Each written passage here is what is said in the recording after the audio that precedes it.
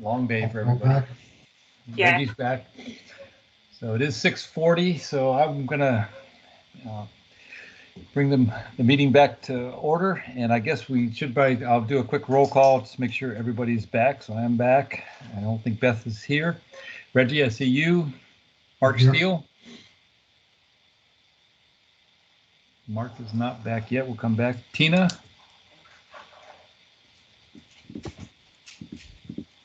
Tina's not back. Tommy. Here. Okay. Tim. Mark's here. I'm sorry, I missed the roll call. Okay, Mark. And Tim. Here. And Keith. Here. Okay. And we'll just wait for Tina. Tina, are you back yet?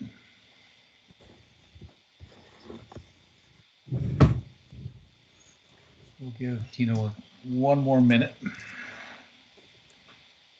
Right,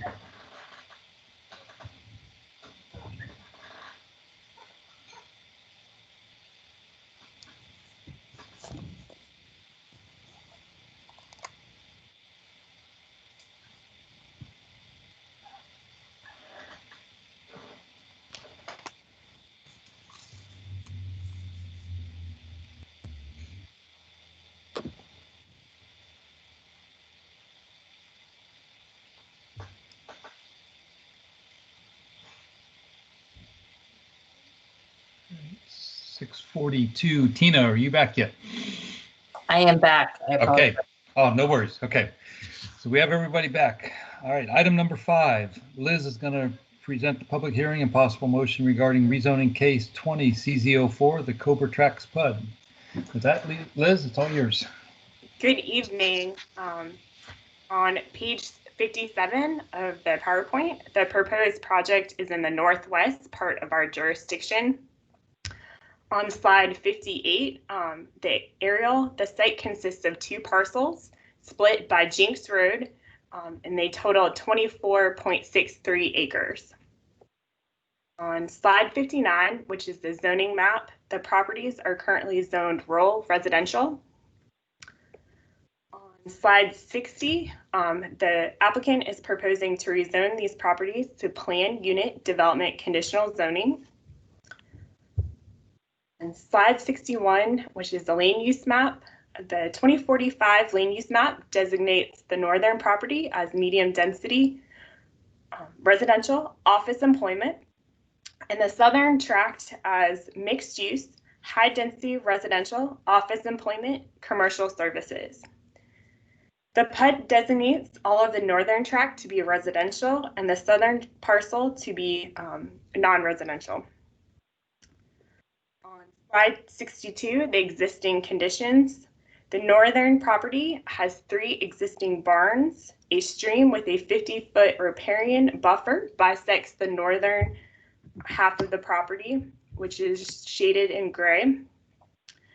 And the southern tract is currently vacant and is adjacent to NC 540.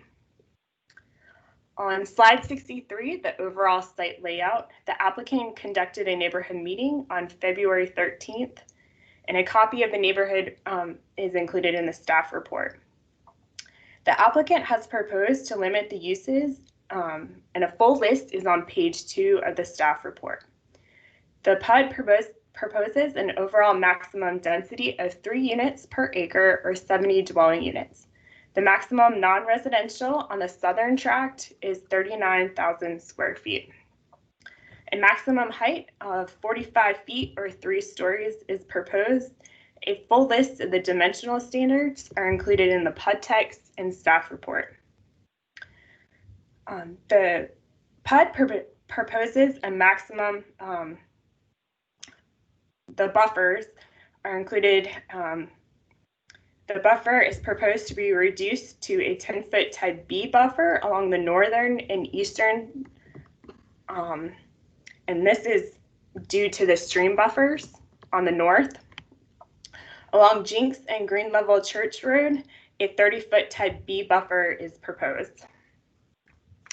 The buffers along the southern tract are a 30-foot type E along Jinks and a 20-foot type B along the south and west, a 100-foot type A along NC 540, that can be reduced to a 50-foot type A is outlined in the UDO. The application was submitted prior to the UDO amendment to require 30% RCA. Therefore, they are required and will be providing 25% RCA. The road and pedestrian improvements proposed do comply with the town's bicycle pedestrian systems map. A full list of the improvements is on page 6 of the staff report. And to summarize, the developer will construct a 10-foot side path on the east of Green Level Church and on the south side of Jinks Road in phase 2, from phase 2 to the intersection of Jinks and Green Level Church Road. On slide 64 is the phasing plan. This proposed PUD is proposed to be built in 2 phases. Phase 1 would be residential and phase 2 would be non-residential. On slide 65, the site will have town water and sewer and electric services. On slide 66 is the proposed elevations. A full list of the standard architectural conditions can be found in the staff report on page 4. And on slide 67, the applicant has worked with the adjacent property owner to add an additional zoning condition on Friday. A 30-foot wide minimum cross-access easement will be provided in order to provide a driveway to Janix South. In the event that the driveway extends to the main entrance of the subdivision on Jinks Road, the buffer will be reduced to no less than 15 feet to accommodate the access easement. And this will be, the final alignment will be worked out at the master subdivision phase. On slide 68, the overall, the Parks and Rec Advisory Commission recommended a fee in lieu at their June 24th, 2020 meeting. Planning staff can recommend approval with the conditions as offered by the applicant. Approval of the rezoning is reasonable and in the public interest because the site is located along 2 thoroughfares. It will allow the development in a way that is consistent with the surrounding areas and build side paths along Green Level Church Road and Jinks Road. And to summarize, the rezoning to plan unit development conditional zoning will have a maximum residential of 3 dwelling units per acre and designates 100% of the southern tract to be non-residential. The applicants and myself are on the line and can answer any questions that you may have. Thank you, Liz. Does anybody on the board have a question? Any questions for Liz?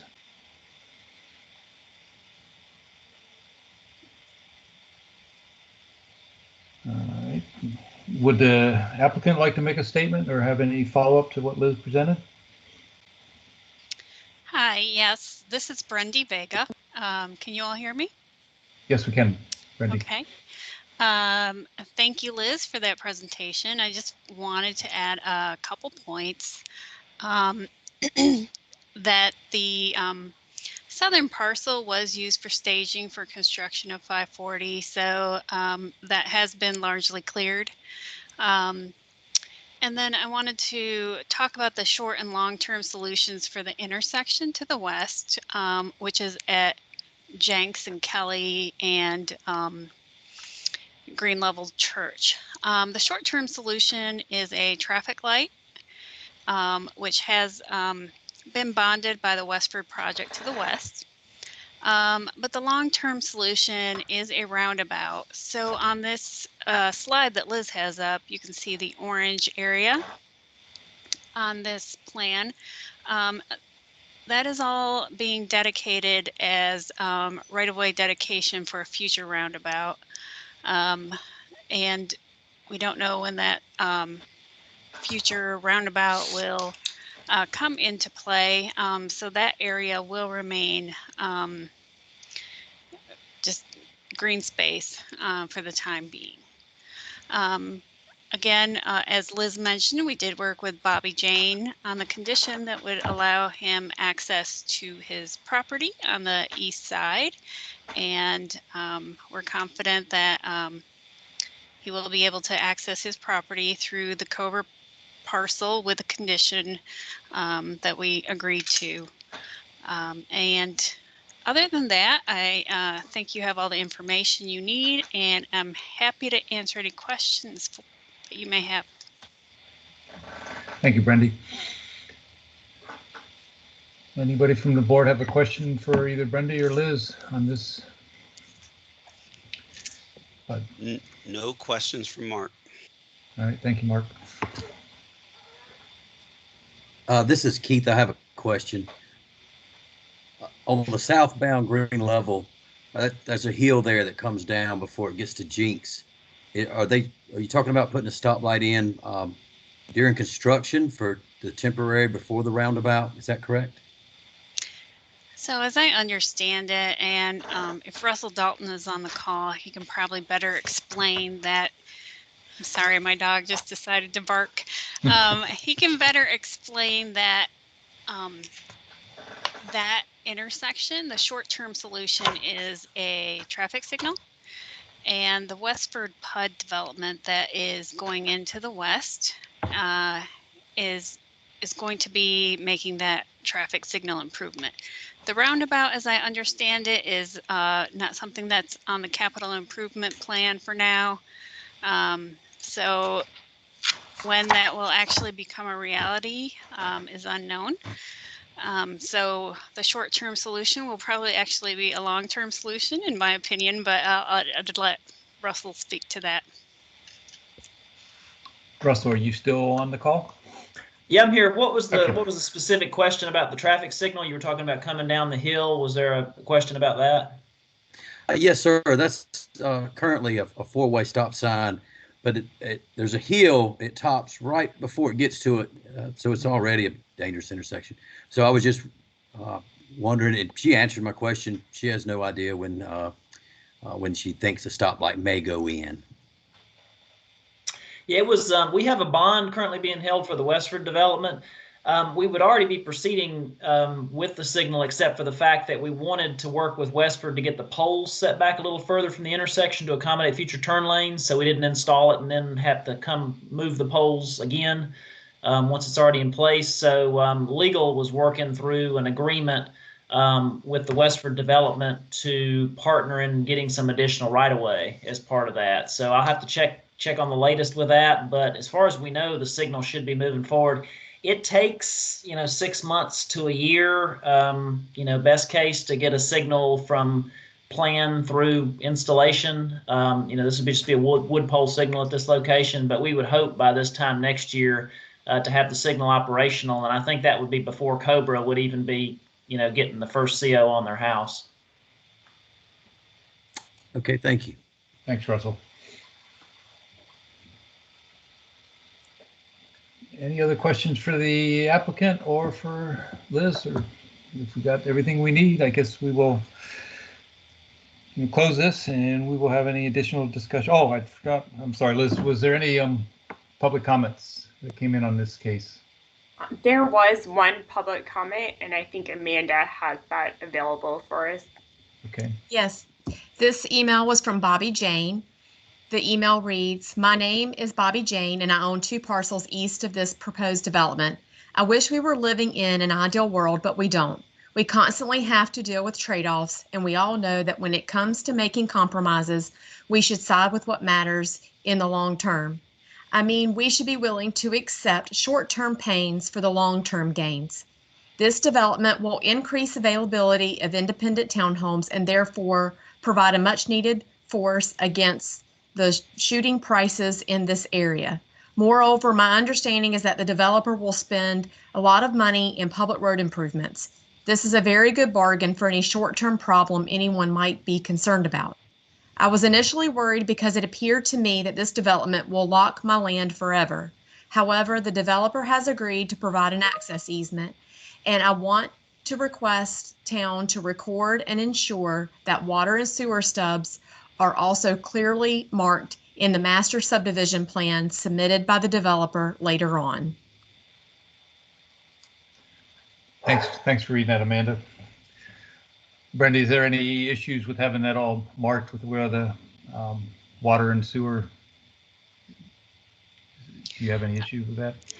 No, we have already received a comment from Town of Apex staff that we are required to stub sewer to the east and water as well. So you'll see in our utility plan, we are already showing that sewer stub, and we do plan on stubbing water, and yes. Okay, all right. Thanks, Brandy. This is Mark Steele. Is road access to the Jane property a problem? So there will not be actual road access. It is a, right now it's a 30-foot easement, and I'll have to check with Russell. I think it's a 20-foot driveway that they'd be required to provide for fire access to the parcels back there. So that 30-foot wide easement will serve as utility and access easement. Is that, Liz, where your mouse is right now? Is that kind of where the easement is going to be? Yes. Okay. So the thought would be a driveway would come in somewhere near the current driveway cut on Jinx Road. And then somehow a driveway would come back here. Yeah, that's correct. That answered my question. Thank you.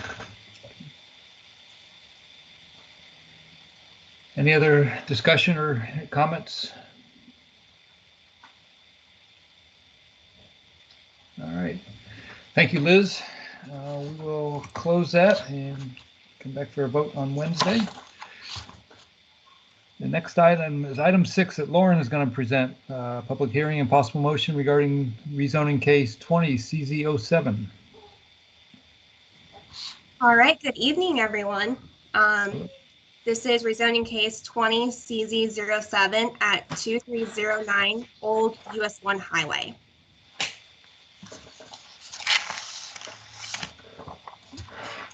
All right, okay, so slide 70? Yes, on slide Okay. 70, you'll see the general area that this property is located in the south area. On slide 71, you'll see that the property to be rezoned is 1.60 acres and is located on the south side of Old US 1 Highway and east of Audrey Courts and west of the Cool Pools, a non-residential commercial building project.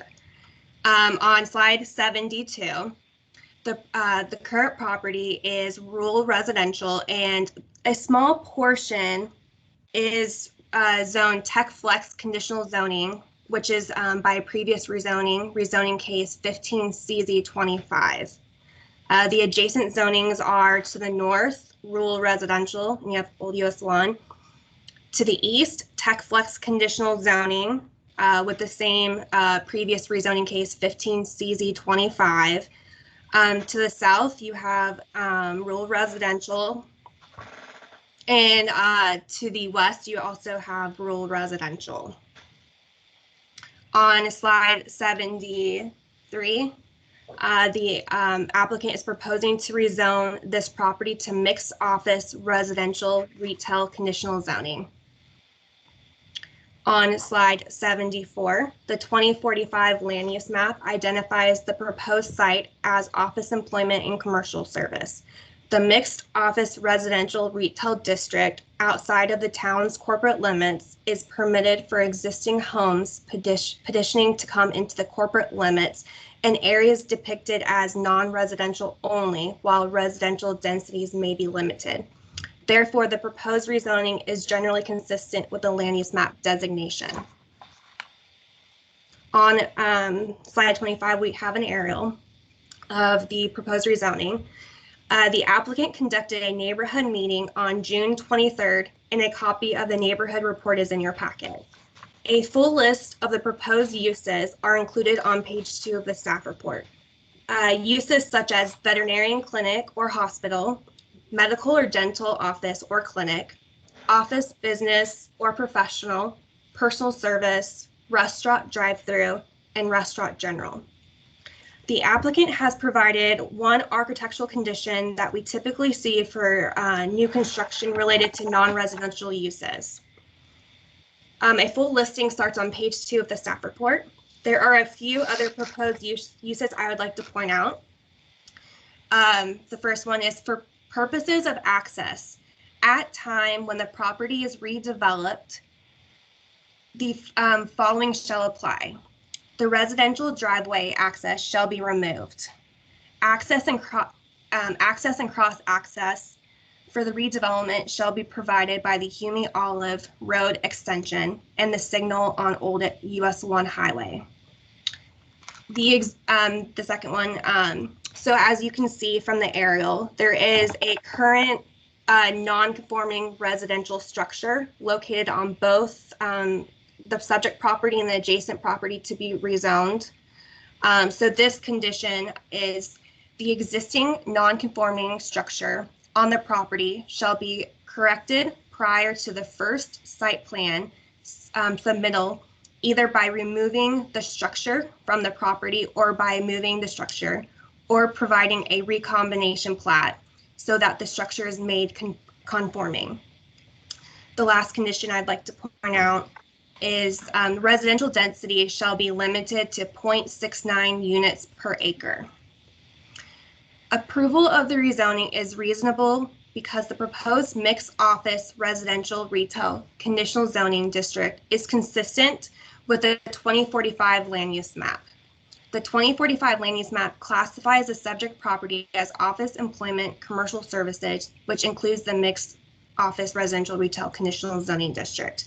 The proposed rezoning is reasonable and in the public interest because it will allow the property to maintain the existing single-family residential uses while allowing for future non-residential redevelopment options to serve the surrounding area. The proposed rezoning also requires the correction of the non-conforming structure prior to redevelopment. Planning staff can recommend approval with conditions as offered by the applicant. I'll be happy to answer questions, as well as the applicant, Jeff Roach, who is on this call as well. Okay, thank you, Lauren. Thank you. Anybody have any questions for Lauren?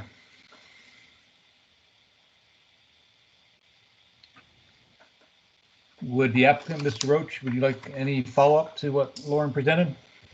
Good evening, Mr. Marks. Jeff Roach, Peak Engineering and Design. Members of the board, I appreciate you guys giving me the time tonight. I will not be long-winded, I promise. Jason Barron took all the time earlier, so I'll be quick. Lauren, I appreciate the thing. It was great.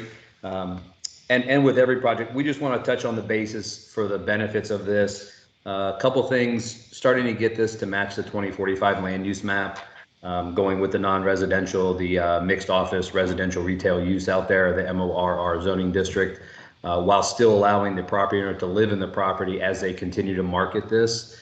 For those of you that have been out here, I think Mr. Steele, you've been out here quite a bit. You know the area with Vicious Fishes next door, trying to gain access to the new traffic signal that Cool Pools is building. This little pocket is going to be a new non-residential use, sewers, trying to come to the area. So I think it's really going to work out well with the future fourth leg of the traffic signal.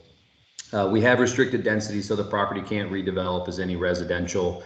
It will stay the existing structure until such time as the property owner is bought out and somebody comes in there for a non-residential use. And we are going to fix the nonconformity that is going right through that back building on Mr. Levert's property, as Lauren pointed out, as one of the zoning conditions. So with that, I think we've worked with staff and, we hope to see a site plan come in fairly soon on this project. I don't have any commitments to that, but the owner is excited about going through the zoning process. And with that, I will cut off my time and I will be here to answer any questions that you guys may have. Thank you, Jeff. Anybody have any questions for Jeff or Lauren on this case?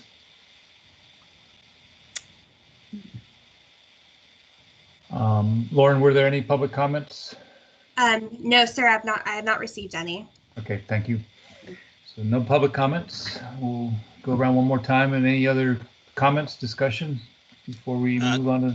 Yeah. This is Mark Steele. As Jeff said, I live pretty close to this intersection, and I think this improvement, this sets it up to be improved in the way that's consistent with what I think everybody in the area is expecting. So I think this is a good thing to do. Okay. Thank you, Mark. This is Tina. I agree with Mark's sentiments. I think this is time, and we're ready to go. Okay. Thanks, Tina. This is Keith. I agree. All right, thanks, Keith. All right. Thank you, everybody. We will close this one and move on to item number 7. Shelley is back up with a public hearing and possible motion regarding rezoning case 20 CZ08, the Apex Friendship Elementary School. You're on, Shelley. Thank you, sir. We are moving to slide 77. This rezoning is for a portion of property.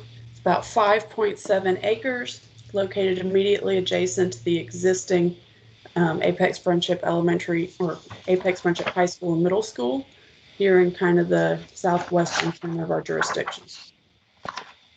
As the aerial shows on sheet 78, this kind of half arrowhead shaped parcel is primarily wooded. There is a stream buffer along the edge here. This is 5.72 acres. It's currently zoned planned unit development conditional zoning. It is a part of the Friendship Station property that's been purchased by Wake County Public Schools in order to build a larger elementary school. The applicant is requesting that it be rezoned to rural residential conditional zoning.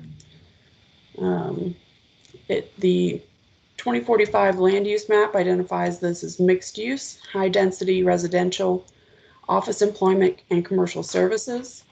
Since school is a permitted use within all of these designations, planning staff considers this to be generally compliant with the land use map. Back to the aerial on slide number 82.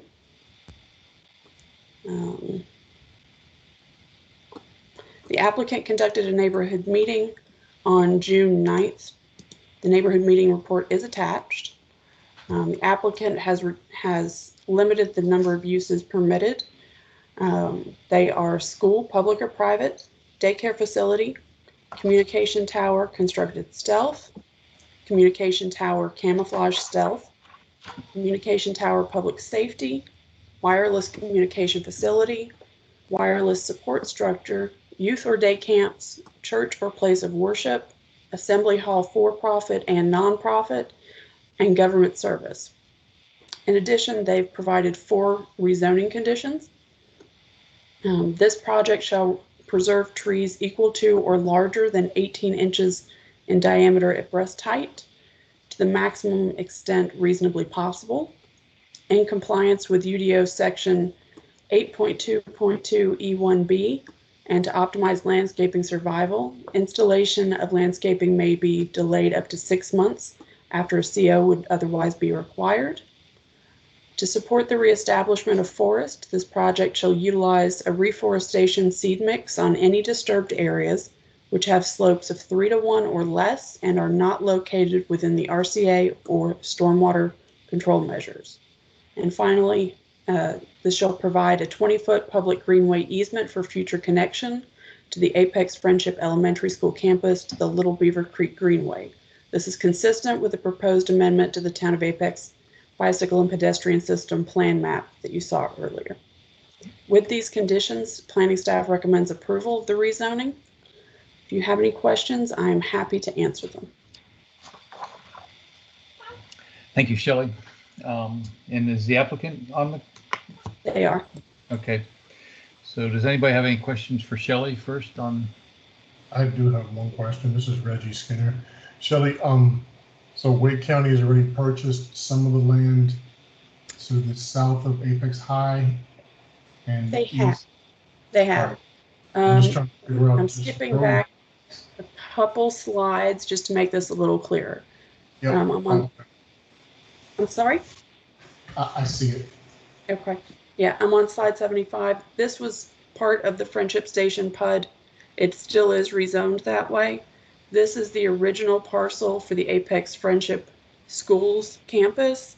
Right. They have already purchased this parcel from the Friendship Station property owners and recombined it back in with the rest of the property. The reason that they have to rezone is the PUD does not actually allow for schools as a use. It was not something that we were generally recommending at the time. We've since had a number of conversations with the school system and have started recommending that larger PUDs consider at least adding the use when they rezone. So that's why they're asking for a rezoning at this point.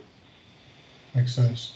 So would access to this school be off of Humley Olive also, or would it cut through the existing campuses? So I'm moving back to slide 82 where we see the aerial. There's a driveway here. It's slightly off the screen, unfortunately, that connects to Humley Olive right there. And that will actually, and it's always been planned to do this, that will come back here. This is where the drop off is right now for the high school. Right. So that will come back here, bypass this little intersection, come down and go around this roundabout. That will be extended here, but also come down further this way. Okay.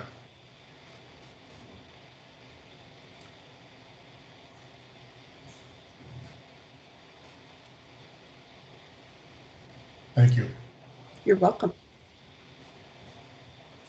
Any other questions for Shelley? Glenda, do you want to add to anything that Shelley added or went over? If you're asking for the applicant, this is Betty Parker, Wake County Public Schools, and I'm okay. excited to speak. Parker's going to speak. Okay, Ms. Parker, you want to go ahead? We find Glenda has too much fun, so we want to join in. I appreciate the slide that's up there right now. It's an odd-shaped piece of property, standing alone without envisioning it, but all of the green space between that property, the stormwater pond on the southern boundary, and then the roadway to the north, all comprises the elementary school site. I appreciate the town staff's efforts and recommendation. As always, Shelley has been fabulous to work with as the whole staff team, and we're here to seek your support. The value of this parcel for us is it extends the site westward to a natural stream boundary. So there's a reason for the odd shape of that. That stream boundary now bounds the balance of the Friendship Station PUD. We collaborated with staff to develop the 4 conditional zoning conditions that were mentioned, which reflect our interest as well as the town's: tree preservation and extending planting period to optimize the survival of what we do plant, utilizing the reforestation to quickly restore disturbed areas as best we can, and of course the greenway connectivity that provides pedestrian and bike access to and from our school. With the development occurring at Friendship Station, we are more than happy to work with the town on these sorts of greenway connections. We've worked with staff also to limit the permitted uses, and they reflect our intended use as a school, as well as activities that typically support our educational function or that are typically used for community use of our facilities as well. Our neighborhood meeting, I think, went very well. We've received feedback not only there but outside the meeting. It's generally been supportive, and it's probably no surprise that it reflects what we think is a common understanding that all the school capacity we can get in this area of Apex is needed and sought after.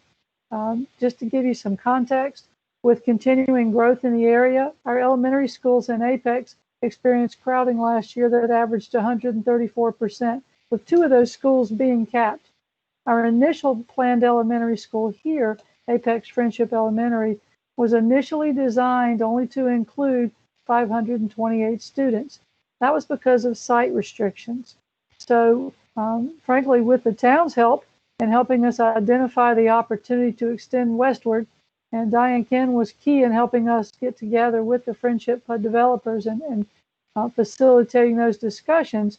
We've been able to reconsider this, and with this additional 5.7 acres, we've added 208 seats to get us up to 736, which is our standard elementary school.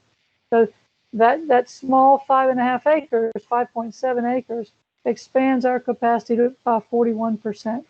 And there's no delay to the school opening. We're still well underway with design. Funding is in place, so our construction completion is expected in the summer of 22, so that we're ready to open in the fall of 22. We could not have done that without the work that your staff has done and the collaboration we've had. And I would also mention with the developers of Friendship Station, they could not have been more supportive in recommending this community need for site expansion. So we appreciate the staff support, and we would respectfully request a favorable recommendation from the board. I'm happy to answer any questions you may have. Thank you, Ms. Parker. Any questions for Ms. Parker or for Shelley? Seems to make sense. We can certainly use the capacity increase.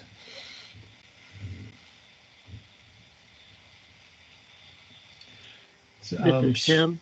Yeah, go ahead, Tim. I think it just makes sense. I think it fits the profile of what we're looking to do, and adding more kids to the school, I think is a smart use of property right there. So has my favor. Thanks, Tim. Well, Shelley, real quick, Shelley, were there any public comments that came in? No, sir. Okay, thank you. This is, I want to echo that excited about this. I recall when,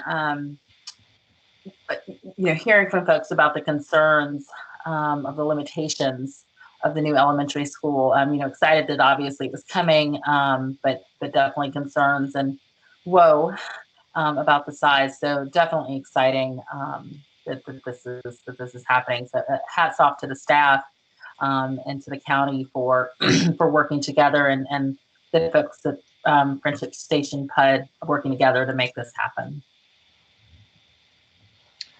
Thanks, Tina. This is Reggie Skinner. So this brings up the point of our earlier discussions with road improvements. This only increases that need on New Hill out Chapel Road as well as Richardson. I agree. I always think schools are a good idea. We can't get enough of those and greenways. But we got to be able to get to them. That's right. Which yeah, I was going to save this, but if Ms. Parker is still on the line, originally, and I'm talking 2, 3, 4 years ago, the concept was that this elementary school would connect not through the high school, but separately over to Richardson. With this expanded footprint, will the school never have a connection over to Richardson, or is that something that might be happening in the future? No, that's correct. There's not a connection anticipated. When we first acquired this site, it was way outside of town and development was nowhere in sight. So at the time the board first acquired it, a smaller elementary school seemed reasonable as a sort of a compromise when we were able to acquire that property. Early on in the development, of course, Apex, the Friendship Station development, was not willing to part with any additional property. Their plans were still in flux. So we were able to meet the window just perfectly when they knew what they were doing and they knew what they could spare. And we were able to put this together. Because of that stream, I think it's probably best to maintain the traffic circulation we have that goes back to Hemi Olive and not cross over that stream over to Richardson. I will say that it's going to be advantageous that, as typical, our school sites are tiered in their bell schedules, so that there'll be some separation among the 3 schools, and that on-site circulation driveway is very significant in length.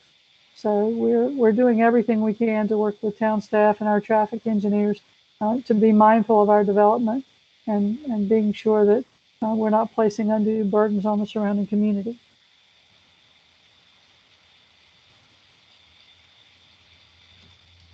Thank you for that answer. Yes, sir. All right. Any other comments, discussion, questions for the applicant or for Shelley? All right, I think we're all set with this one, so we will reconvene with this one on the 16th for any other discussion and possible vote. And that ends the public hearing comments. So the next item is new business. Item number 1, Amanda, possible motion regarding various amendments to the UDO. So I promise these will be very quick. These are simple UDO amendments to review with you tonight. So Amendment 1 is requested by members of the Town Council and involves replacing pronouns with non-gender specific terminology and to make minor modifications to wording necessary to incorporate those changes. And this is starting on slide 84. So it's just what you expect from that description, just striking pronouns such as himself or herself, him or her, and replacing the wording that's necessary to make it make sense without those pronouns. And so moving on to the next slide, sometimes that involves using phrases such as such person. And continuing to move on, you can see this in this change, it changes to the affected party. So it's a fairly simple task. There are about 21 changes throughout the entire UDO that are affected by this change. And I think I'm just about through. We'll go through, you can see it's just generic terminology throughout these amendments. So are there any questions on that item? No, seems simple, but I'm sure it took a little bit of time to come up with the right English. Good job. Thank you. I had some help on that one. And then the next UDO amendment is very simple as well. And the proposal is to simply change 2 references to stream buffers to riparian buffers. Some time ago, we had stream buffers in the UDO, and that was updated to riparian buffers, and evidently there were 2 that were missed. And so that is in Article 6, and the other is in Article 12 for the definition. And those are the only two references to stream buffer left in the UDO that needs to be changed. And staff is recommending approval of both amendments. That's it. Okay. I think there might have been a typo in the actual UDO where you had number 2.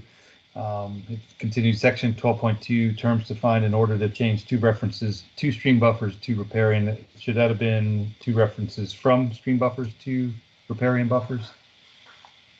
Yes. Okay. All right. Yeah, that's just a typo. I don't know if that needs to be corrected in the. Just in the description, it doesn't affect the Okay. the amendment. Okay. All right. So any questions for Amanda on these 2 amendments, or this one we need a possible motion? You can actually vote on this one. Yeah, exactly. This is Reggie Skinner. I make a motion to approve as written. Okay, we have a motion from Reggie. Do I have a second? This is Tina, I second. Okay, a second from Tina. We'll do an all favor. We'll do a roll call. Michael Marks, yes. Beth Gottfried, don't think she's on. Reggie Skinner, Yes. Mark Steele, Yes. Tina Sherman, Yes. Tommy Pate, Yes. Tim Royal, Yes. and Keith Braswell. Yes. Okay, passes unanimously. That completes the new business, and we have no other items on the agenda. So I'll just remind everybody to make sure to get on the call Wednesday at 5 p.m. and we'll get any other public comments that came in. We'll have any discussions that we need to do, and then motions and votes. So I just need a quick motion to adjourn, and we'll do one more quick roll call. Yeah, go ahead, Reggie. Do we get an agenda invite already for Wednesday? I don't Yes, see one. you should have received that. It came out about at the same time as this invite. All right, thank you. And if you don't have it, you can check with Amanda, or I forget who actually sent the invite out, but Lauren. Lauren, that's right. Did everybody else has the invite in their calendar? Yes. Okay. Yeah, we got it. All right. Yeah. So before we get a motion, thanks. I know this is not the easiest, and we had a lot of cases and a lot of time, so I appreciate everybody's time to get through all this evening. So Thank you. Michael, I do have a question for you. Yeah. For the meeting on Wednesday, is it going to be just kind of is the form going to be more of a just kind of quick recap of each case, or just kind of like a roll call and yea or nay for each? Yeah, we'll come up with each case. We'll just read the case, and then staff will, any public comments that came in between now and sometime Tuesday evening will be read. If there's no public comment, then we just, hopefully you took fairly good notes. We'll just have any additional comments and discussions, and then, motion to either approve or disapprove each of those 8 cases that we need, or 7 cases we'll go through. So yeah, it won't be a rehash. We won't, it won't be any more presentation. It'll just be listen to any other public comments, and we'll discuss and then motion. Sounds great. Thank you. Okay. So I just need a motion to adjourn. This is Reggie Skinner. I make a motion to adjourn. All right, got a motion. Do I have a second? This is Tommy. I'll second it. Tommy, second. Quick roll call. Michael Marks, yes. That's Godfrey. Reggie Skinner. Yes. Mark Steele. Yes. Tina Sherman. Yes. Tommy Pate. Yes. Tim Royal. Yes. And Keith Braswell. Yes. Okay, motion to adjourn passes unanimously. You guys all have a good evening. Thank you again for the time. I know it's been a long time, but appreciate everybody's efforts. Thank you, Chairman. Did a great All right, job. take care. Thank Bye-bye. you. See you Thank guys. you all. Very good. All right, take it easy. Goodbye. Good night.